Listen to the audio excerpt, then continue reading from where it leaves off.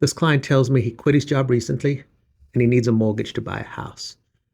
And in the end, we got him a loan, but not in the way he thought. So when he said this to me, I said, well, if you don't have a job, how are you going to pay the mortgage? And he said, well, I've been in the same industry for years.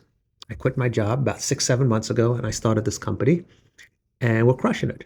And so I'm going to be able to use the money that I'm making from this company to pay the mortgage. It's like, okay. I was like, have you ever filed taxes for this company? He goes, no, it's only been in existence. Technically, it started it about 6 months ago, but it only had been technically in existence for 5 months. I said, okay. He goes, but I can show you thousands of dollars being deposited into the business. I was like, no, I don't think I can use that. So I said, well, how much do you want to buy for? And he said, 600,000. So I said, okay, 600,000. And I wasn't quite sure what to do with him at this point. I said, could you put 20% down? He goes, yeah, I could put 20% down, 120. No problem. I said, could you cover closing costs? He goes, yeah, I could cover closing costs. I said, okay, where is the money that you're going to use for the down payment?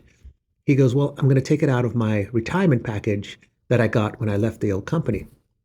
I said, okay, so if you buy for 600, you put 20% down, you're going to borrow 480. He goes, yeah, something like that, depending on what the final price is. I said, in this retirement package, how much is in there? And he goes, there's maybe between 8 and 900,000. So I said, can you take out all of it? He goes, yeah, I have access to all of it. I said, so if you take out, say, 150 or 900, what's going to be left is 750.